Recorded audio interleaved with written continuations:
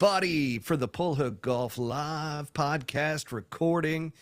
Woo! Today is September 9th, 2025, and my goodness gracious, we've got a return of Mr. Brent Grant here tonight. He has joined us with his presence, and we are going to have a great show for all of you as we've got the 2025 Ryder Cup pre-preview show, which means that we're going to be talking all about the Ryder Cup today, as well as Silverado, some of the drama that has gone on as well, with probably the biggest name in social media golf and Bryson DeChambeau. So we'll be talking about his comments that he brought up a couple weeks back. And man, it's good to have you back here, BG. What's been going on, man? Clue in the live stream audience here as to what is going on with Mr. Brent Grant. Yeah, so still playing golf, which is nice. Um, but yeah, just been playing a lot. Asher Tour events out here in California, and yeah, just been working hard and yeah, happy to be back. But I think it's a good time of year to jump into what really matters as far as golf moving forward. So happy to be back on for sure. Yeah, love it, man. Love the grind back for you, and certainly starting to get into those Asher Tour events and so forth, and even had a nice little second place finish a few weeks back. So we've been keeping an eye on everything that you've been doing, and pretty exciting to see the. I feel like your motivation is back. That you are locked back in, you're taking even the Asher event super serious and just trying to get back to that elite level. How's the game feeling right now? Great. Honestly, yesterday was the worst day I've had in years for some reason. There's something that I missed, just a little out of sync, but that's gone. Yeah, I've worked really hard. We made a swing change going into the event a few weeks ago at Dove, and it worked out. Played well. Had a chance to win. Probably, not probably, definitely should have won by multiple shots, but just didn't quite close the deal. And then at Bear Creek, a couple weeks later, made another swing change that made things a lot better, and went out and shot 14 under and placed fourth. And then felt really good this week. Worked really hard. Shot some pretty good numbers around some different golf courses. Finally had that nice little flighted draw, flighted fade feeling, and then golf decided that I wasn't going to do that yesterday. So for whatever reason, it left me yesterday, but took the day off today. So tomorrow we'll be right back at it, and I think we are on. I think I got a post actually that we're on day 5 or 6 of the 30-day countdown. So it's been Wait, good. what's Q this school is in three countdown? weeks. Talk to us about Yeah, this countdown. so I started working with a new manager. She's got a wonderful social media advisor that basically was like, you should just do, a countdown before each major event. So I figured start about a month before Q School and just post a story every single day. So we got 30 days till actually tomorrow before the first round of Q School, first of the first stage, and it'll be my first stage in 6 years that I've played in. So That's first, awesome. first, first stage, I should say. So I mean, that's got to be super exciting for you. You got to be super jazzed up about just looking ahead, but obviously you want to stay present, you want to stay in the moment, training, really falling in love with the process and the journey in order to get there, and then obviously allow things to remain present and have good results, but only because you're following the yeah, process and everything that you've put into place, and just let your performance happen. Which, yeah, we want to give a shout out to Trot Golfer here tonight. Says, hello, gentlemen. So, Trotty. Trot, good evening to you, good sir. We've got Mr. Brent Grant back on the program. So, Brent, let's go ahead and get started here. I'm going to count us in 3, 2, 1. Welcome back, everybody, to Pull Hook Golf, the podcast.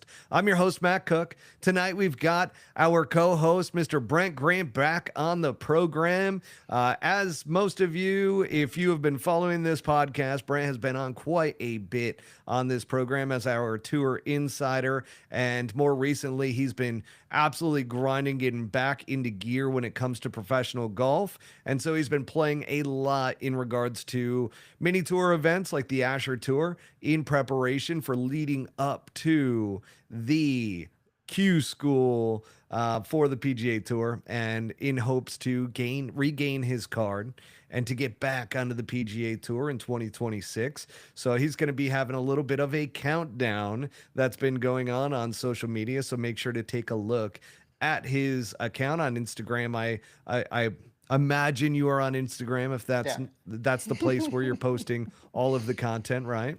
Yep. Yep. Don't have anything else.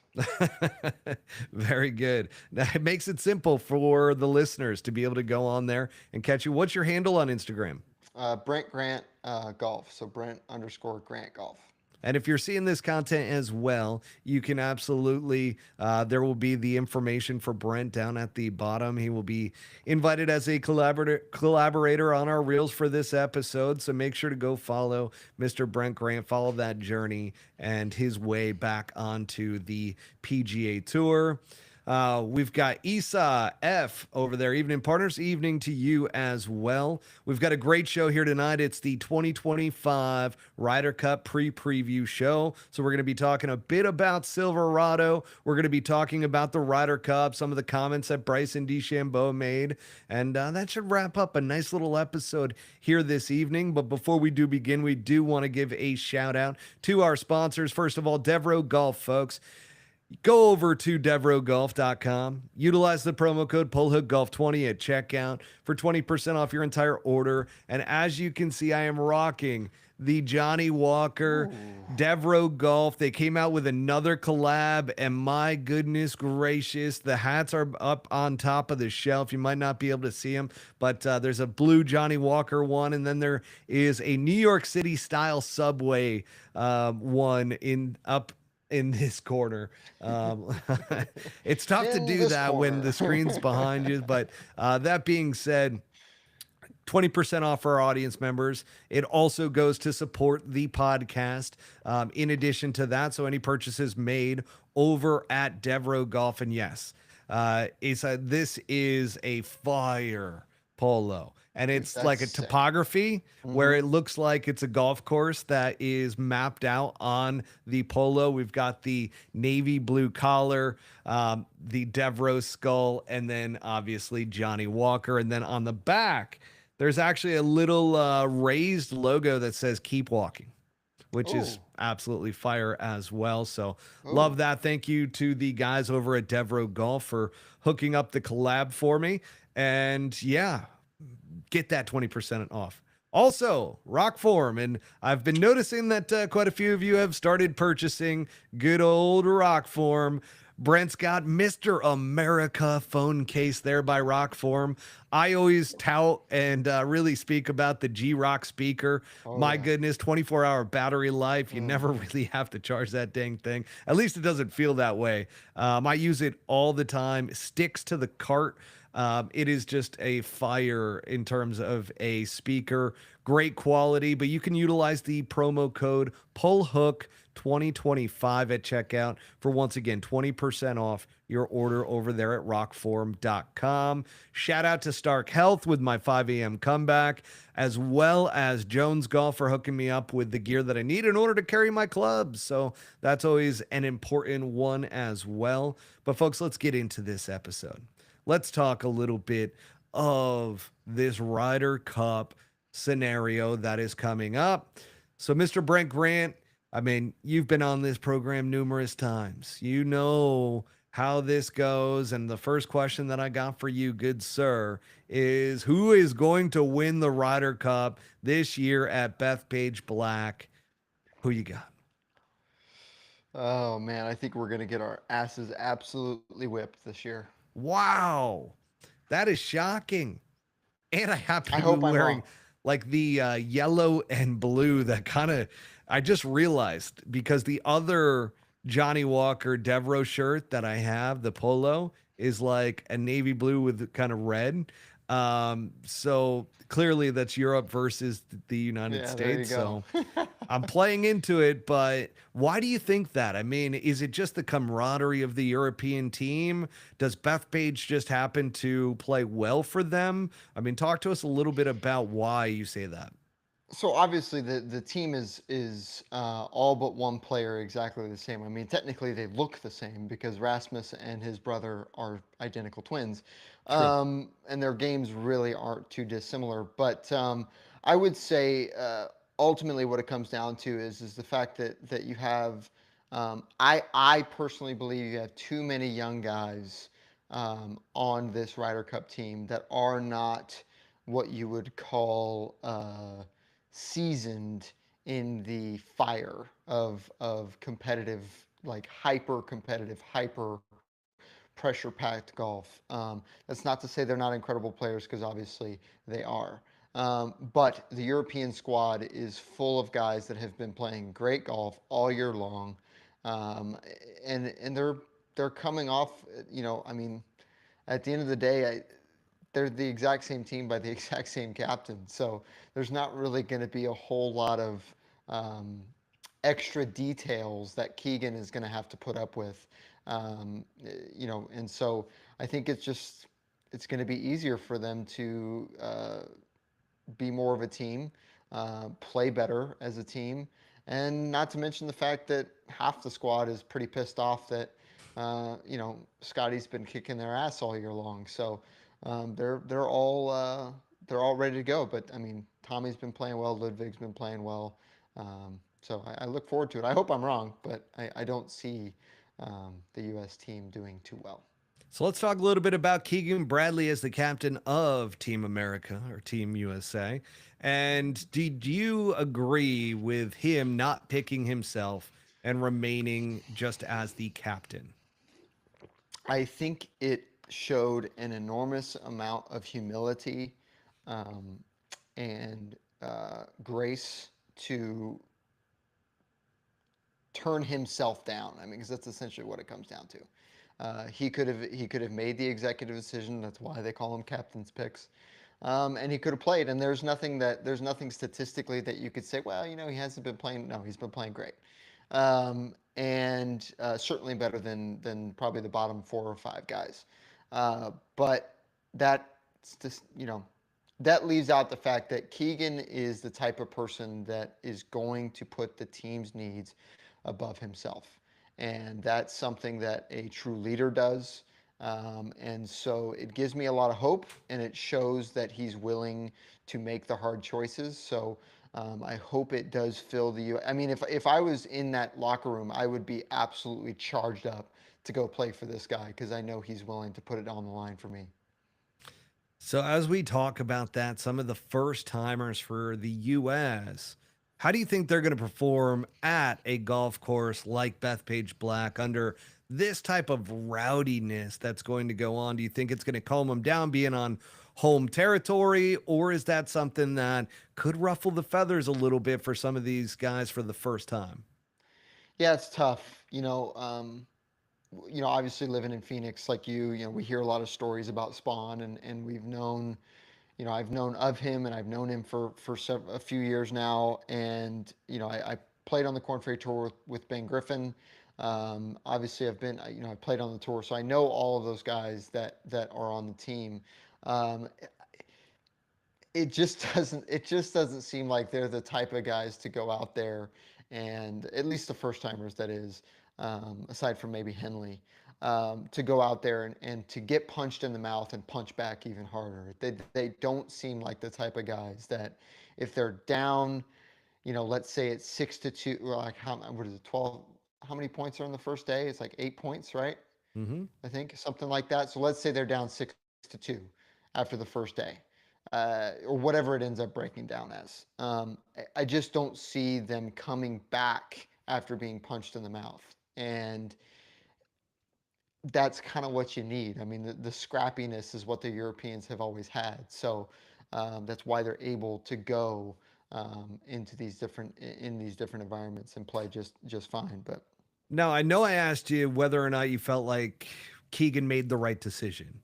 However, And yes, I totally understand the angle that it could pump up the players, make them feel even more, you know, part of this team with Keegan and everything. But given Keegan's experience and the Mhm. fieriness of a Keegan Bradley out there on the golf course, and he was playing, I mean, he did Mhm. finish in the top 12 of guys. So it wouldn't have been like he picked himself outside Mhm. of the ranks that would have been considered for the Ryder Cup. So talk to me a little bit about whether or not you think that the team would have been better with him in there versus one of these first time guys. Yeah, again, just strictly off the top. He said from the beginning that if you're outside the top 12, don't expect to get a spot. And I'm pretty sure there's at least one guy on that list that got a spot that has not played good golf in quite a while, Who's that? regardless regardless of whether or not he's the quote unquote best putter on planet Earth, which I don't even remotely Who are you understand that. referring to? Sam Burns does not belong on the Ryder Do you Cup think team. Scotty Scheffler might have had a A little say in hundred Sam percent. Burns being A on the hundred team? percent. So the way it broke down last time for Paris. I mean, not to mention the fact that I mean, I talked to a, a buddy of mine that was kind of close in and around the group of guys that went over to Paris, and it was like they were so disorganized. They didn't know what they were doing.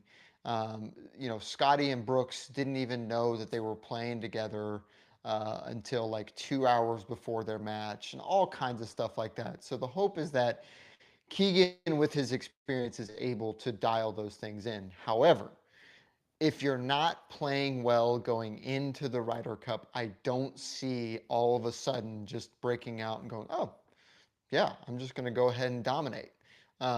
Because the guys that were the dominating players, 5, 10, 15 years ago, they don't exist anymore. That talent pool is much, much, much smaller now. I mean, even Patrick Cantlay. I mean, I'm not even sure how he made it inside the top 30. I never saw his name one time all year long. I mean, it shows you how bad the PGA Tour coverage is if you have a guy that's on the in the top 30. That's you don't see him all year. But that's neither here nor there. But I just think that it's full.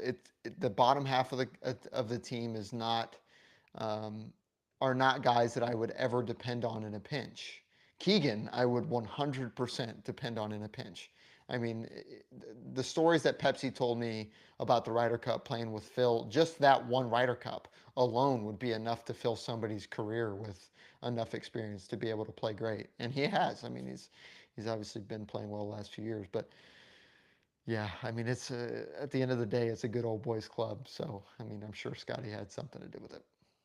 Now, let's talk a little bit of the European side that you do believe are going to take this W in New York State, in Long Island, out at Bethpage Black, which is a beast of a golf course.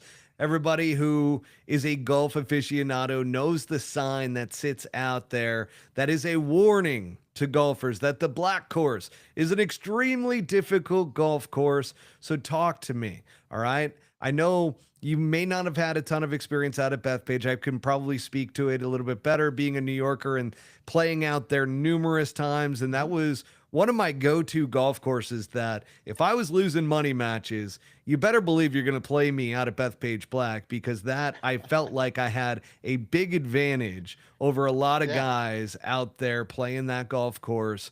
So to me, there is definitely an angle for the type of player that is going to play well there. And it's not necessarily somebody that putts extremely well. So, talk to me. Who do you like on the European team that you really think is going to stand out? Well, let's see. So we've got Fleetwood, obviously, right off the top. I mean, unbelievable ball striker. He's riding high. He's been playing great, and he does play well in the Ryder Cup. I mean, he's just as much of a fiery guy as anybody out there. And the simple fact that I mean, he's played the best out of everybody. Yeah, That's I agree. I mean, I mean, Outside of what Scotty was it? Scheffler. I mean, in the last four events that he's played, he's got 2 or 3 seconds and a win. So yeah, I mean, definitely trending. Um, and then we'll see what Rory shows up. Well, Obviously, Rory he's in a just won. over on the DP World Tour. He Well, won the there you go. Irish He won the Open. Irish Open, won his own home event. So obviously he's got a little fire in him, which is great. And it's definitely not bad for the game of golf to have Rory McIlroy playing well. And I mean, we've seen it for a decade now. Rory McIlroy is by far one of the best players to play in the Ryder Cup for a number of reasons.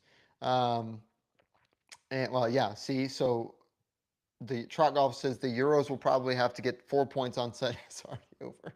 Yeah, that's pretty bad. But yeah, I mean, it's we'll see how that ends up breaking down. It sounds like a complete beatdown. But yeah, I mean, so and then let's see, who else do we have? We have Sep. You got the list there, Maddie? Ryder Cup Euro team. Let's see. Oh, I can All pull it right, up for you. here we Sorry, I go. was looking at the comments Nope, here. We I got got it. Aussie chiming in with don't count your chickens, Trot. And he says Rory is in form right now. There you So go. I'm So we've got let's see. So the automatic qualifiers were Rory McIntyre, Fleetwood, Rose, Hoyagaard, Rasmus Hoyagaard, Tyrrell Hatton. Captain's picks was Rom, Lowry, Oberg, Fitzpatrick, Strauss. Dude, I mean, that team is stacked. I mean, that's an unbelievable squad. I mean, you can't look. I mean, maybe you look at Sepp Straka and go, maybe not, but he's played great. Fitzpatrick, another grinder. Ludwig Oberg is probably the I mean he's the most consistent player for sure. And then I mean Shane Lowry and John Rahm. I mean those two guys alone are enough to get anybody charged up to go play golf. So I mean it's so hard because I mean you look at best ball and all you really like. I mean you tell me at Bethpage. Obviously, you got to hit it long and straight, which is important. but most of those Um, guys do. So like yeah. I the So length conversation so many times has backfired because it used to be where guys that hit it shorter couldn't necessarily play on some of these bigger golf courses. mhm, Now every golf course is 7,500 yards, it yeah. feels like, on the PGA Tour. So these guys that are hitting, but they hit these low missiles, like a Mhm, Colin Morikawa hits a low missile, right? In order to get it out there, gets tons of roll, which you could certainly get that at Bethpage Black. So I do think that's going to become a little bit moot of a point.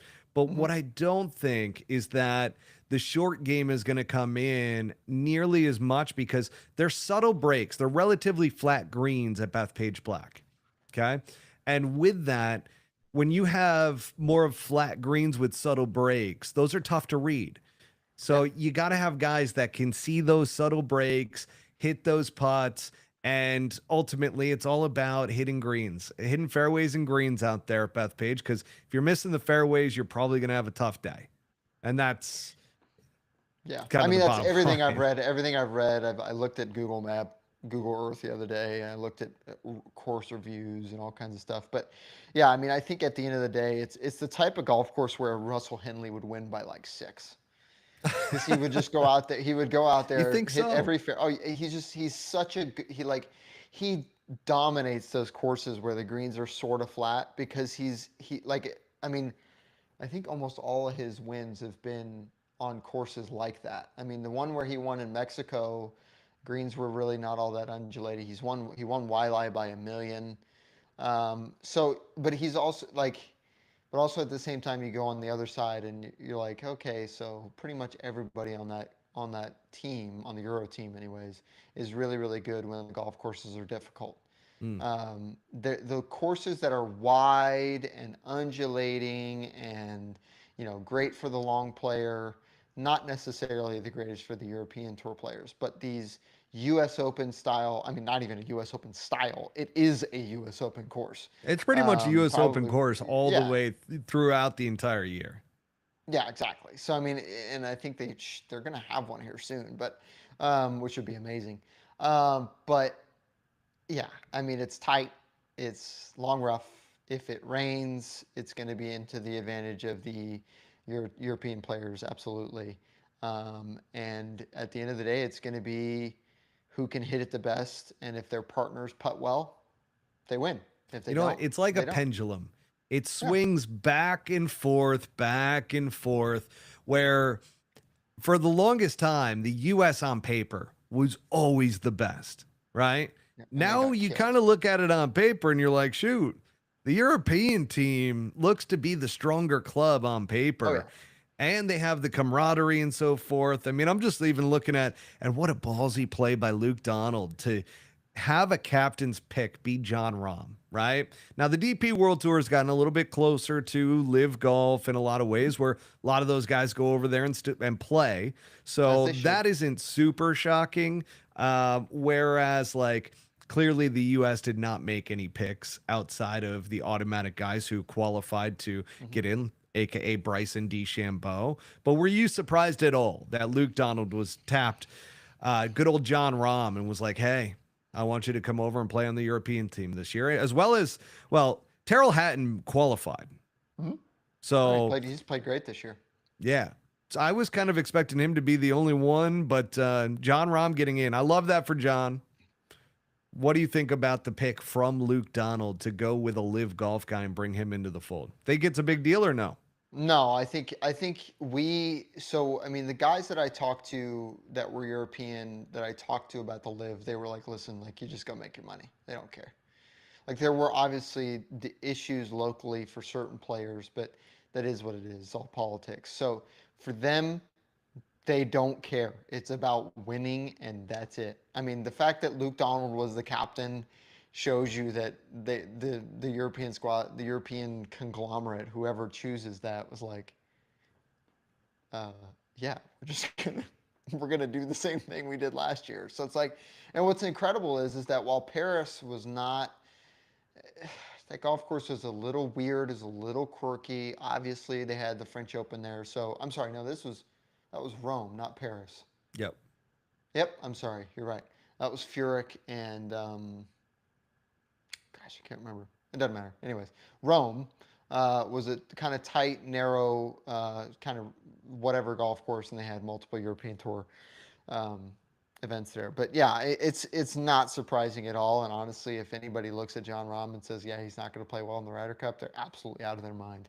Well, and He's it's a going to play golf great. course that plays right to John Rahm's strengths, Yeah, right? 100%. And it's like, man, if he gets the ball in the green, he's a guy that makes a lot of putts when there's subtle Yeah, breaks to the greens and 100%. longer putts. So 40 John Rahm, pines. I really think is was a home run pick for Luke Donald. That was kind of a no brainer in a lot of ways. And you raise a very good point as well around how the European side, there's not as much drama with live golf. It's like it was more of a US based Hmm. deal because the funding coming from the Saudis. And so that whole thing really got blown out of proportion, in my opinion, to where like that isn't even what bothers me with live golf. Like it never No. really did. But let's move on from that for a second because this is going to stay within the live golf world. But let's move on to the US side of it with Bryson DeChambeau. And Bryson DeChambeau, a week or two ago, came out with some comments in regards to he was very bitter that he couldn't play Silverado this week since the entire United States team is playing and he feels like an outsider. And he made the comments around how Live Golf was going to let me play. PGA Tour decided not to let me play. They've banned me from this event. Like, look at them. They're terrible. So I want to ask you, I mean, he made his own bet originally. He knew he was going to be suspended. You really think that the Ryder Cup was going to sway the PGA Tour? And you made a good point before we came on air that the Ryder Cup isn't even run by the PGA Tour. Why in the world would they even care to allow him to play if he's already suspended? So talk to us about that. Yeah, I mean it's owned by the PGA of America, and so they're going to do whatever they want to do. And I mean, granted, yes, does it add a little bit of spice to the conversation? Sure. But that's Bryson. I mean, he's a child and he always will be. And I listen, and I love him. He's always been nice to me. We have multiple mutual friends. I'm super pumped for his success. I'm really happy for him. But what comes along with being a social media activist, if you will, is you get sucked into the world of me all the time. And Bryson is in no position whatsoever to look at the PGA Tour and say, I can't believe they're going to do this to me. Like, dude, they told you to take your YouTube channel down in 2020 during COVID, and you did. And then when you decided to say it's a business decision, when you took the $500 million, which again, that is what it is. But if I had that, like, if you're talking about that kind of money, why does it matter? But anyways, um, and then you decide that you're going to trash them by suing the PGA Tour, and you're going to be surprised or make it a big. It just shows that the YouTube golf stuff is all fake.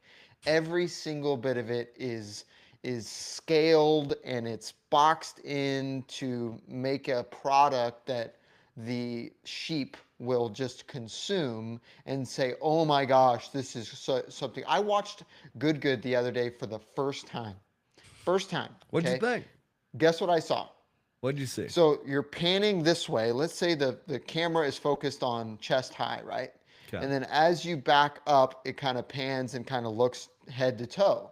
Well, there's a ball at, I don't even know who the guy's name was, at this guy's feet, and it's buried, but you can see the ball. He brings his foot right up to the ball, and you hear click. And as you hear click, the camera pans up back to his face, and then all of a sudden they start looking around. So he literally foot wedges it in the middle of a YouTube match or whatever with Xander or Grant Horvat. But the point is it's all fake anyways. So Bryson is kind of fed into that, and the problem for him is that he's going to enter into a place where all of these players have pretty much solidified their careers for the next 5 to 10 years, and certainly the PGA Tour will continue to make rules to make that a reality. And so he's absolutely an outsider, but it's not because of what the PGA Tour did, it's because of what he did. Agreed. And it's one of those to where it's like, hey, there's going to be consequences. You knew it when you took the money, and don't be upset about it now, even though it's years later. And like, I get it. You want to be a part of this with the U.S. team. However, you made your bed. And as I believe Trot said, he's hitting ping pong balls. He will be fine. Yeah, So exactly. he's creating content. And here's the thing, like a young generation loves Bryson DeChambeau Hmm. right now. And I don't think that's necessarily a bad thing because it's growing the game of golf. It is what it is. It's entertainment, right? Yeah, for It's sure. not. The one thing I will say, though, is that all of a sudden these creators have started getting good at golf and they actually played in that creator classic and they're not doing terribly. And people are no Mhm. longer interested. Like all Yeah. I see are posts that say, Creator Classic, great idea, but terrible like execution, and it just doesn't work anymore, and all this. And I think it's only like 3 years in to this Two. whole entire thing, but I feel like guys have gotten too good to where it's like they're shooting around average par, and people don't want to see that. People want to see the hack that's going Yep. out there embarrassing themselves. And I think a lot of the traction early on were people that were happy to see them get embarrassed out there on camera. So I think that also plays into a part of that. But getting to Silverado this week, Mhm. where this is a golf course that you are familiar with, you have Very. played this track. Talk to us about this golf course. Why do you like it? What does it actually bring out in a golfer? Yeah, so it's one of the only courses that kind of makes you hit all the shots.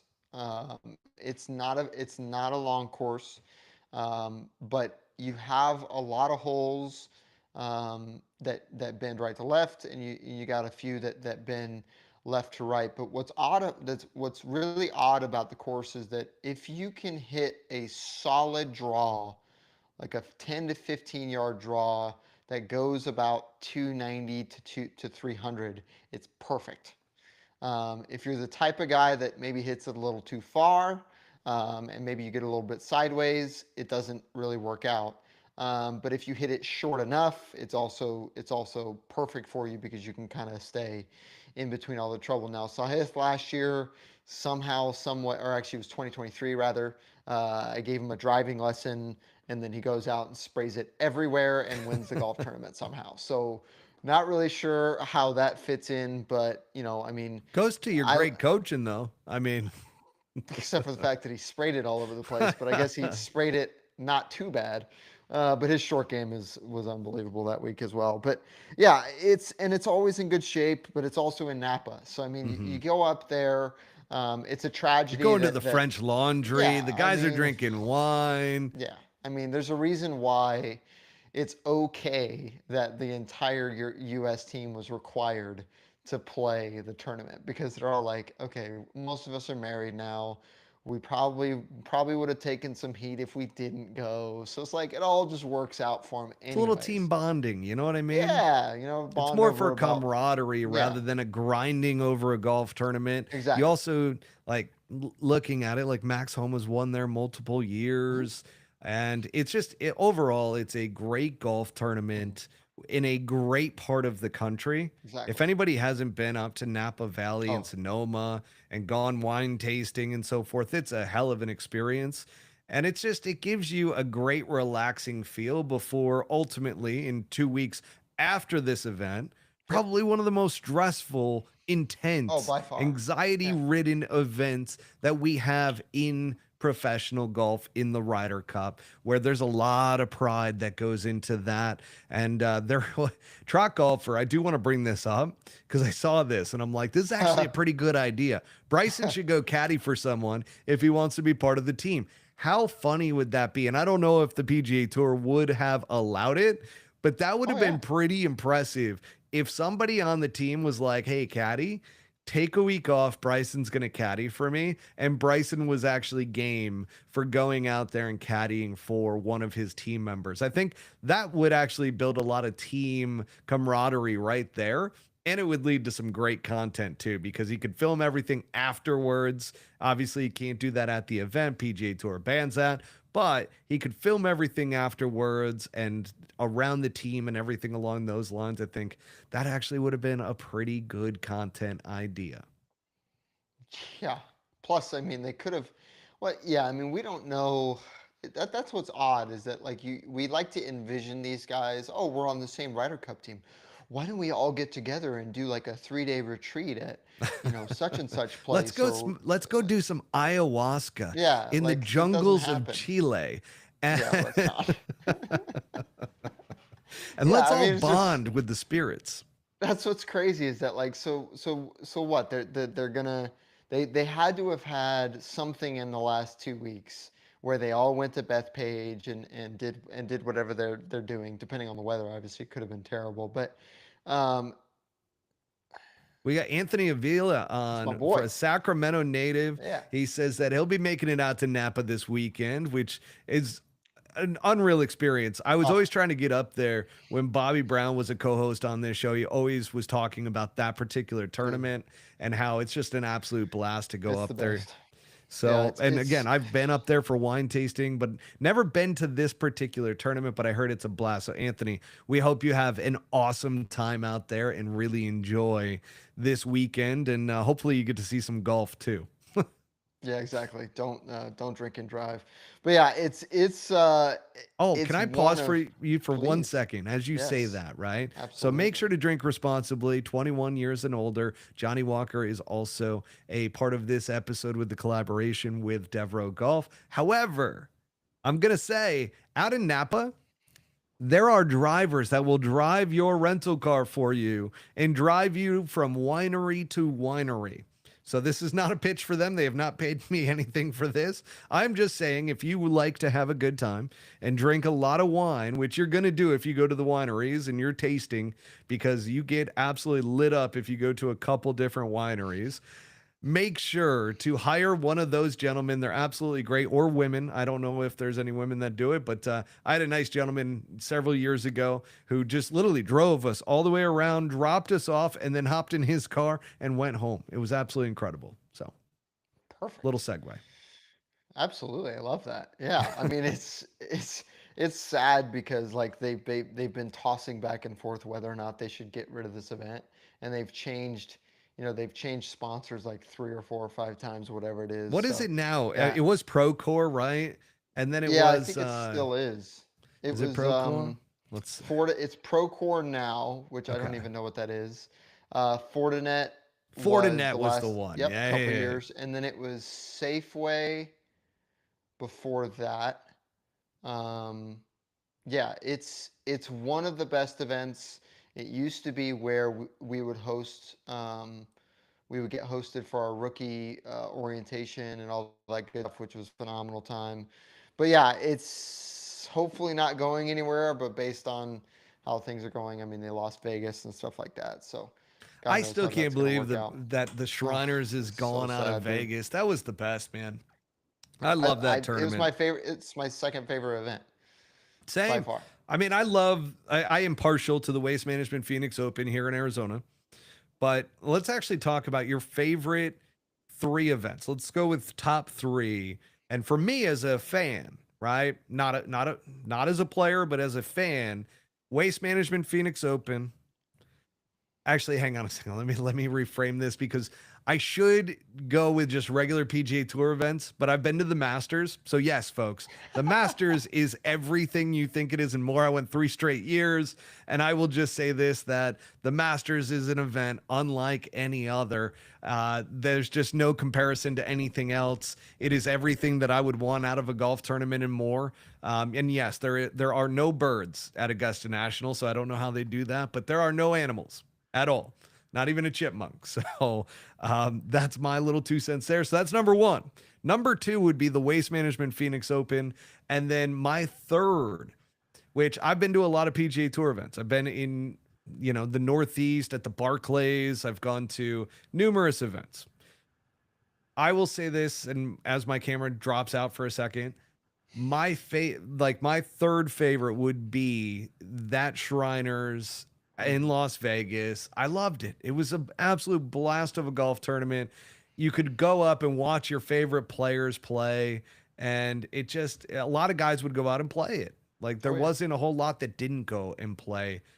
So again, it's disappointing to see that. But what's your top three favorite tournaments? And you can do it from a fan perspective or from a player, since you got both worlds. Yeah, I can't stand watching golf, so there's not really a time. But honestly, I've kind of a little caveat to it. I would have said I would say the U.S. Open as a player, but the one at LA Country Club was the worst as a fan. Mm. So best as a player, I was 5 minutes away. They paid me to be there. They pay every player at least $5,000, which is awesome. They give you a brand new Lexus SUV. They picked us up at the airport from Canada. Like it was an unbelievable. Like if you're on the PGA Tour playing in the U.S. Open is a blast. Um, but not my favorite. My most favorite event to play in is the Sony, bar none. Oh, that Like it's not that even makes close. sense.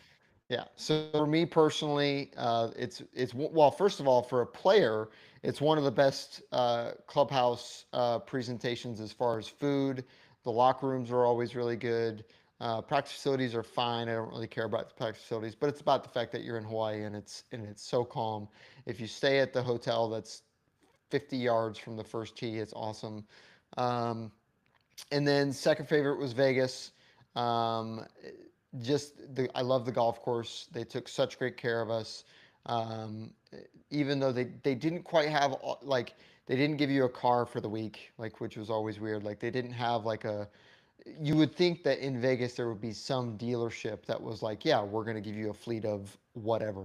They Lotus didn't. Elises. Yeah, I'd take them. They're great now, but yeah, not back in the day. But yeah, and then a distant third would be Wells Fargo. Well, formerly known as the Wells Fargo, so it's the Truist now.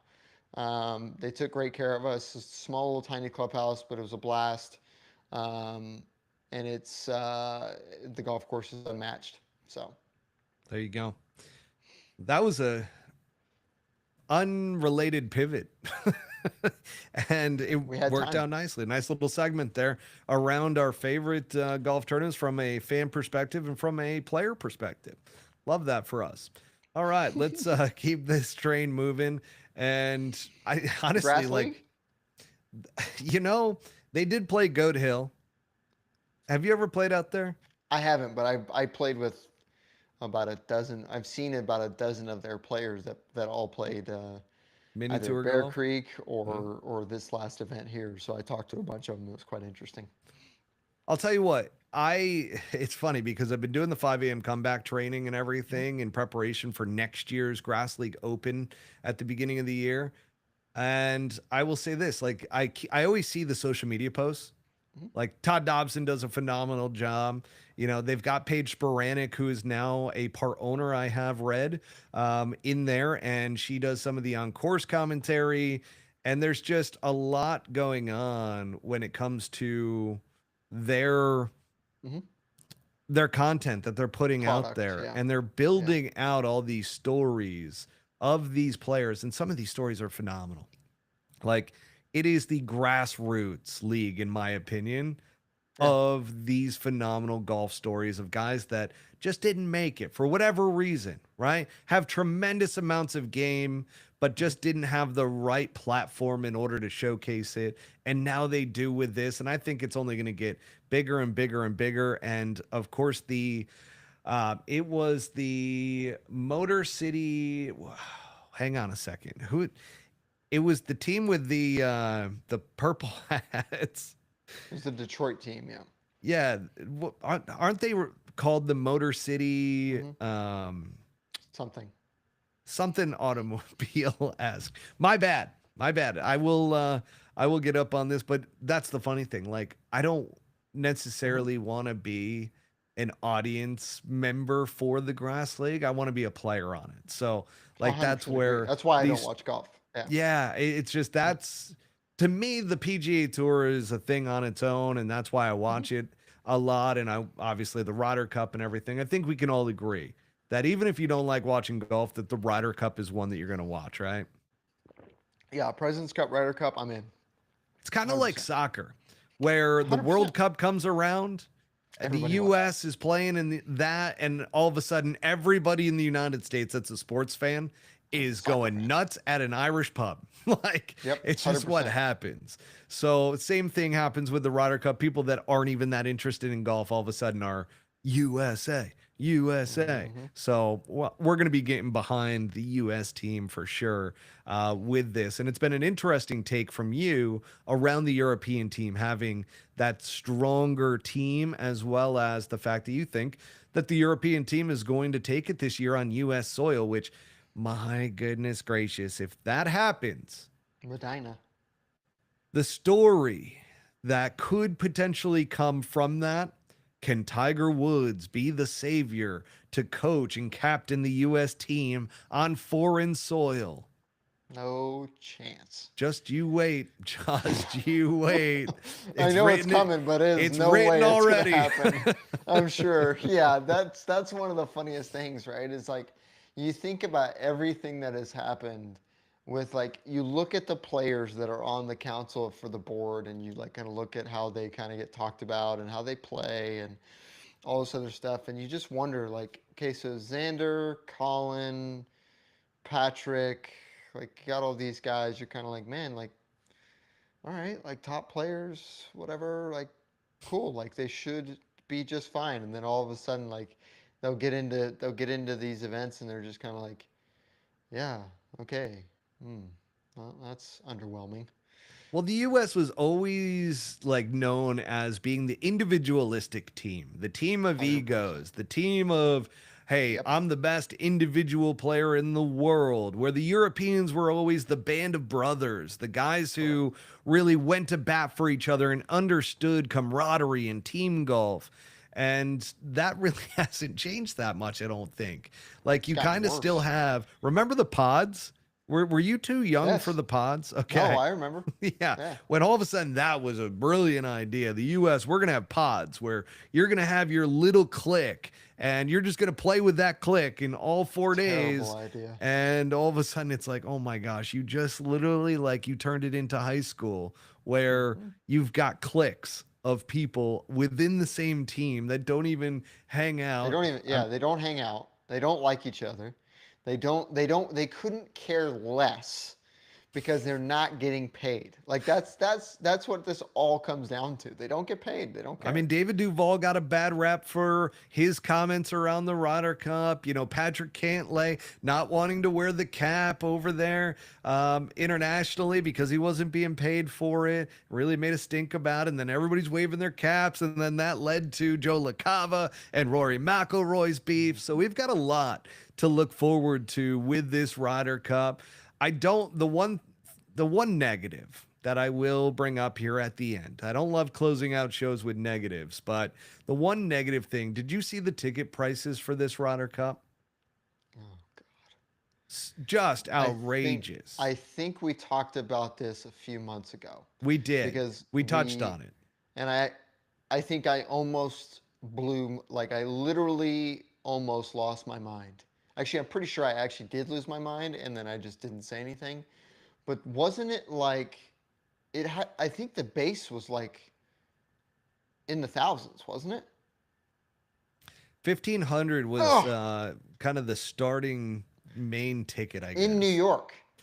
Well, and that's why, because they knew that they could sell the tickets to all these corporate groups and get corporate people out there. I mean, and it made it tough for the general fan to be able to afford and go Which are out the there and have a loudest. ball, The which are the the New loudest. York, I mean, listen, I'm not a massive fan of any of the politics in the Northeast. However, the general blue collar, hard New Yorker is not the type of person that's going to shut up when a European tour player is going to hit. I mean, the Sergio Garcia, Bethpage Black. I think it was like 2002 or something like that, where he regripped 15 times, and the guy says, "All that for that."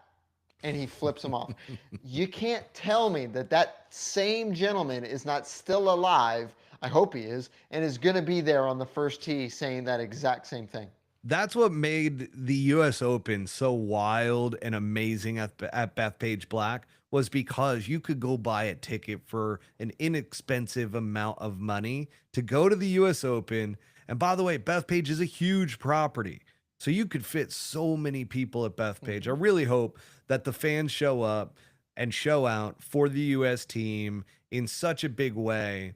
But that also might have been part of their strategy in jacking up the ticket prices, hoping that it wouldn't get too rowdy. Because New Yorkers, we can get a little bit too Mm, rowdy at times. Same with Boston folks. So, yeah. we will see what ends up coming from the Ryder Cup. But nonetheless, as a guy who grew up in upstate New York and lived in the city, I will tell you what, now being out in Arizona, I'm looking at this Ryder Cup and I'm a little bit shocked that a lot of people have talked about that have been to multiple Ryder Cups saying that it's the worst event to be at in person. I'm kind of What? I'm like I was kicking myself Really? about not buying a ticket or anything, but hearing that from multiple people that have been to several like been to majors, they've been to the Masters, they have been to several different types of events and will like travel from time to go to events. They all said because of the massive crowds Oh, at the Ryder Cup that okay. it's very difficult to see if all of a sudden you're in a good spot and you see one shot, guess what? Everybody's moving and you got to all of a sudden get to the next because there's only so many groups that are playing at a Oh, okay. given time. That's So fair. it's very difficult to get a good viewing experience. But for those of you that are going to the Ryder Cup at Bethpage, I hope you have an absolute blast. I hope you have an awesome time. And I want to thank, first of all, Brent, because you've been having a very busy schedule. You are getting ready for Q school. And yeah, you got a countdown going on. So make sure, folks, to go follow Mr. Brent Grant. And I believe it's Brent underscore Grant Golf. Is that right? Hmm. I think so. Let On me just double Instagram. I check. believe that's it. I feel like I've It's tagged definitely you enough in Instagram, content. probably. So, folks, It go check is. out Yep. Brent's Instagram page. Keep up with his Instagram stories as he prepares for Q School. We hope you make it back, Brent, and we'll be having you back on, obviously, before then, hopefully. Next And week. until next time, folks, peace out. A Town down.